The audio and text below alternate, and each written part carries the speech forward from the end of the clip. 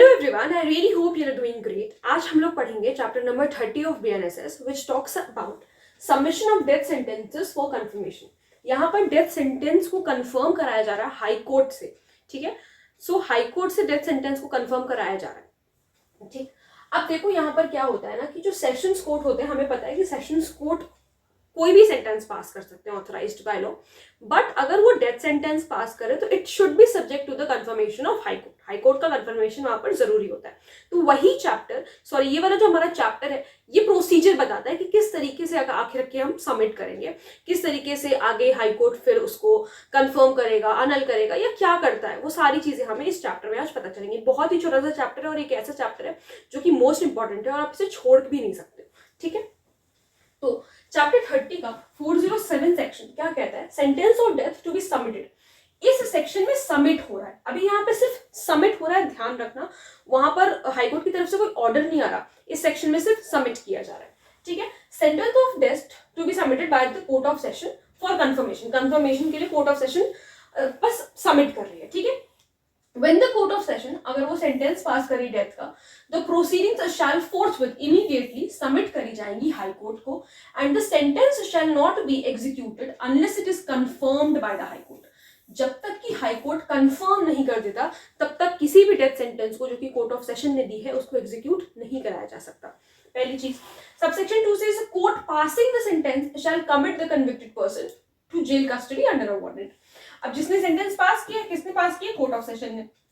तो वो क्या करेगी? अब भाई जितना टाइम लगेगा ये सब प्रोसीजर कंप्लीट होने में, हाई कोर्ट क्या करता है, कंफर्म करता है, कैंसिल करता है, ये सब कुछ काम होने में टाइम लगेगा, वक्त लगेगा।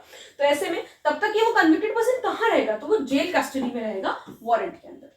ठीक है, अब power to direct further inquiry to be made और additional evidence to be taken. अब आप ये मत समझिए कि अगर हाईकोर्ट के पास जो कंफर्मेशन के लिए जो प्रोसीडिंग्स आई है उसमें हाईकोर्ट कुछ एडिशनल एविडेंसेस नहीं मंगा सकती। बेशक मंगा सकती है, अगर उन्हें कुछ फर्दर इंक्वायरी वगैरह करानी तो वो करा सकते हैं। ठीक है, तो वही यहाँ पर 408 में बताया गया है। कह रहा है सबसेक्शन 1, इफ अगर और या तो सच प्रोसीडिंग सबमिटेड, वो प्रोसीडिंग सबमिट होती है, the high court thinks that a further inquiry should be made into. High court को लग रहा है कि कुछ फर्दर इंक्वायरी इसमें से होनी चाहिए या फिर कोई एडिशनल एविडेंस जो है वो हमें चाहिए, जरूरी है केस को सही तरीके से डिसाइड करने के लिए। ठीक है, केस को सही तरीके से डिसाइड करने के लिए जरूरी है हमें फर्दर इंक्वायरी करना, एडिशनल एविडेंसेस लेना, ये सारी चीजें जरूरी है। Any point bearing upon the guilt or innocence of the convicted person. कोई भी पॉइंट जो कि कन्विक्टेड पर्सन की गिल्ट को या उसके इनोसेंस को दर्शा रहा है, it will make such inquiry. तो इंक्वायरी करा जाएगा, एविडेंसेस लिए जाएंगे और डायरेक्ट टू बी मेड, या तो वो खुद से करेंगे या फिर डायरेक्ट करेंगे कोर्ट को कि आप करो। ठीक है, और taken by the court of session. किसको? कोर्ट ऑफ सेशन को डायरेक्ट किया जाएगा। पहली बात क्या मैंने आपको बताया, चाहे तो हाई कोर्ट खुद से कर लिए इंक्वायरी, एडिशनल एविडेंस वाला काम, या तो वो कोर्ट ऑफ सेशन से बोलेगी करने के लिए। फिर unless the high court otherwise direct, जब तक कि हाई कोर्ट कुछ और ना कहे, the presence of the convicted person may be dispensed with when such inquiry is made or such evidence is taken. जो कन्विक्टेड पर्सन है उसकी कोर्ट में अटेंडेंस की कोई जरूरत नहीं है, उसकी अटेंडेंस को डिस्पेंस कर दिया जाएगा, मतलब उसे बेसिकली कोर्ट में आने की कोई जरूरत नहीं है। ठीक है, when the inquiry or evidence if any is not made or taken by the high court, the result of such inquiry or evidence shall be certified to such court। जैसे हम अभी कह रहे हैं ना कि वो डायरेक्ट भी कर सकती है कोर्ट ऑफ सेशन को। ठीक है, हाँ, वो कोर्ट ऑफ सेशन को डायरेक्ट भी कर सकते हैं हाई कोर्ट। मैंने आपको भी यहाँ पर बताया ना कि हाई कोर्ट जो है कोर्ट ऑफ सेशन को डायरेक्ट कर सकती है कि आप इंक्वायरी कंडक्ट कर लो या आप एडिशनल एविडेंसेस मंगा लो। तो ऐसे में क्या होगा, जब हाई कोर्ट ने नहीं किया है तो वो सर्टिफाई करेंगे। ठीक है, कोर्ट ऑफ सेशन उनसे सर्टिफाई करवाएगी, ये जरूरी है करना। बगैर सर्टिफाई कराए आप आगे प्रोसीडिंग्स नहीं बढ़ा सकते। ठीक, अब 409 talks about power of high court. अब यहां पर सारा काम होता है। यहां पर तो 407 में आप सिर्फ सबमिट कर रहे थे प्रोसीडिंग, सिर्फ कोर्ट ऑफ सेशन का एक पहला स्टेप था, सिर्फ सबमिट करी जा रही थी। सारा जो प्रोसीजर है कि क्या होगा ये 409 में बता रखा है।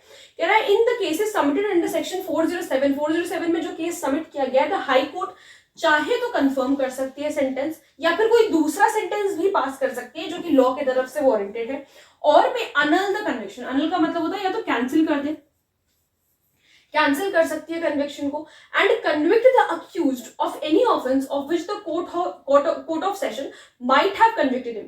पहले तो कहा कि कंफर्म कर सकते हैं या फिर कोई दूसरा सेंटेंस पास कर सकते हैं जो कि लॉ की तरफ से वारंटेड है।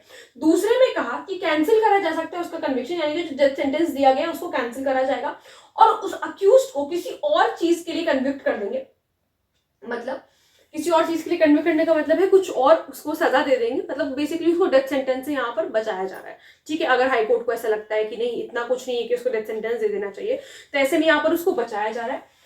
माइट हैव, जिसके लिए कोर्ट ऑफ सेशन उसको शायद अगर वो डेथ सेंटेंस ना देती तो कोर्ट ऑफ सेशन ये वाला सेंटेंस देती, तो वो वाला सेंटेंस कौन देगा, अब हाई कोर्ट देगा। और ऑर्डर अ न्यू ट्रायल, या फिर न्यू ट्रायल को भी ऑर्डर करने को कह सकते हैं ऑन द सेम और ऑन एन अमेंडेड चार्ज, चाहे तो सेम चार्ज पर जिसके लिए कन्विक्शन हुआ था या अमेंडेड चार्ज पर भी उसका ट्रायल अब हो सकता है।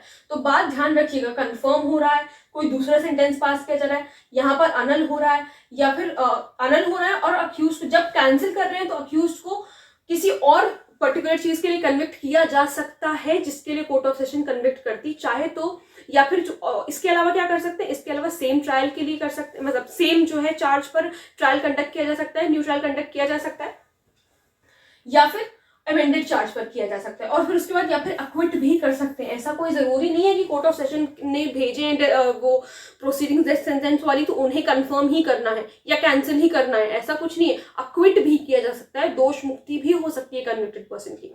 एक बार फिर से, कंफर्म हो रहा है, अनल हो रहा है या अक्विट हो रहा है, तो इसको ध्यान रखना। ठीक है, तीन चीजें हो रही हैं।